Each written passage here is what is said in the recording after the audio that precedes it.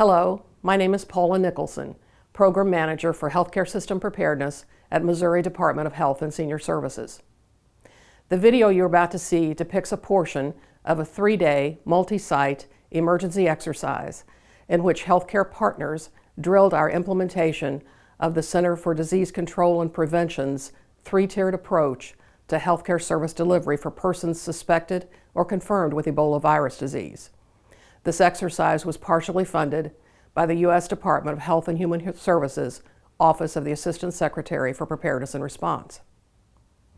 Tier 1 of CDC's 3-tiered approach calls for all frontline healthcare facilities, or facilities offering emergency care at which a patient might present for medical care, to remain able to identify and quickly isolate a patient whose symptoms and travel history are consistent with Ebola symptoms. Tier 2 involves recognized assessment hospitals accepting a patient whose symptoms and travel history are consistent with Ebola symptoms. And then if the patient is confirmed to have Ebola, they are then transferred to a designated Ebola treatment center within our 4-state region, which is Tier 3 of CDC's 3-tiered approach. Our 3-day multi-site emergency exercise consisted of 6 frontline healthcare facilities volunteering to train and drill internally and with regional and state partners to execute safe patient care, the packaging and handoff of the patient to the responding emergency medical services, or EMS unit, and coordinating and communicating throughout with their regional healthcare coalition and partners statewide. Hospital and EMS staff practice using specialized personal protective equipment. EMS drilled the preparation of their vehicles and the subsequent decontamination of their transport vehicles. The 6 frontline healthcare facilities volunteering and participating included Lee Summit Medical Center, Mercy Hospital and Cox Health of Springfield, Texas County Memorial Hospital, St. Francis Medical Center in Cape Girardeau, and Mercy Hospital in St. Louis. We're also fortunate to have 8 EMS agencies who have exercised and remain prepared to respond, including AMR EMS of Greater Kansas City Region, Mercy and Cox EMS of Springfield, Cape County Private Ambulance District of Cape Girardeau, Abbott EMS and St. Charles County Ambulance District, both of the Greater St. Louis region, and NTA Ambulance and Buchanan County Ambulance District from the Northwest region of the state. The video specifically depicts the use of a respite site for patient care and EMS at a facility operated by the Missouri Department of Transportation. Missouri's state plan has multiple such respite sites identified, which may be used to allow EMS crews to rotate out, provide patient care, or make adjustments en route to a hospital. We thank our partners at MoDOT for working with us to secure those sites.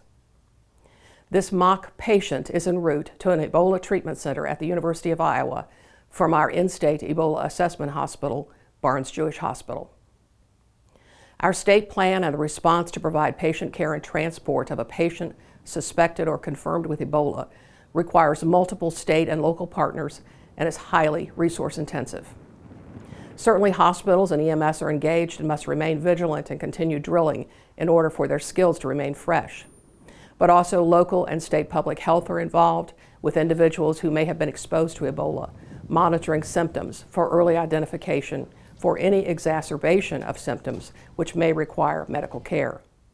Our state public health laboratory is involved in confirmatory laboratory testing to rule in or rule out Ebola.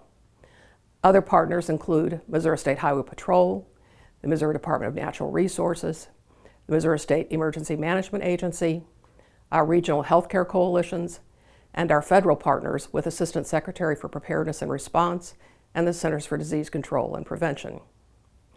More information about Missouri's state response plan is available at a link that will appear at the end of the video. It certainly requires a dedicated, diverse, and highly skilled team of professionals to conduct this work. We are grateful for the dedication and compassion of Missouri's team.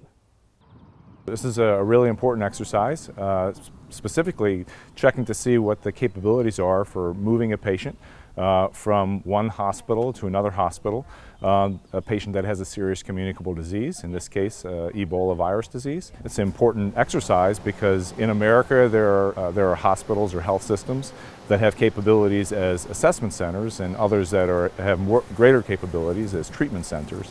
And it's important to get patients with high consequence infectious diseases like Ebola virus disease to hospital centers that have the capabilities to treat them, through their full recovery. And so being able to move patients to those centers is critically important for our state and national preparedness. The importance of this exercise really can't be overstated. We can only do so much as far as tabletop exercises and paper planning, but it takes an actual exercise like this when we actually get on the road and try it out before we'll ever find where the real opportunities for improvement are. And we've already found many ways we can improve our processes just by doing this exercise. As the medical director for Abbott EMS, I'm trying to make sure that there aren't any special protocols that may be needed for the paramedics or the EMTs who care for these patients. Clearly, this is not your normal transport, and so there will need to be some altered levels of care or altered protocols for patient care, and also some specialized needs like telemetry and remote monitoring that we normally don't have to do with regular patient transports. So today what I've been doing has been kind of monitoring the donning and doffing of PPE, as well as trying to understand the environmental factors associated with a transport like this. This is a long ground transport in a small bag for a patient, as well as a healthcare provider in the back of an ambulance. So we've been measuring both carbon dioxide levels as well as temperature and relative humidity to get a sense of what it's like to be inside that bag for a long period of time, and whether it could be a threat to a patient or a healthcare provider in a long transport like this one. And my role is the Department of Natural Resource touches onto this in several areas.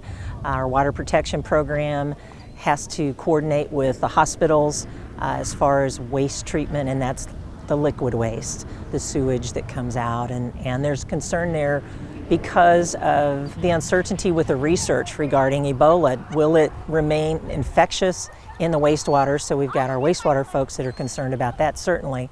And then for waste management, just the amount of waste generated in taking care of patients is large, extremely large, and it's highly infectious. So we got to make sure we take care of the waste so that we don't infect anybody else. So exercises like the one we're seeing here today really engage local resources, state resources, and federal resources to come together to make sure that a mission like this, transporting a patient with a serious communicable disease, can be done safely from the perspective of the healthcare worker and from the perspective of the patient too. Another thing that exercises like this do bring together are the multiple disciplines that are really required to make this go well. So that will be EMS agencies, health systems and hospitals, the public health community, as well as the emergency management community, and often law enforcement as well for security for these types of transports.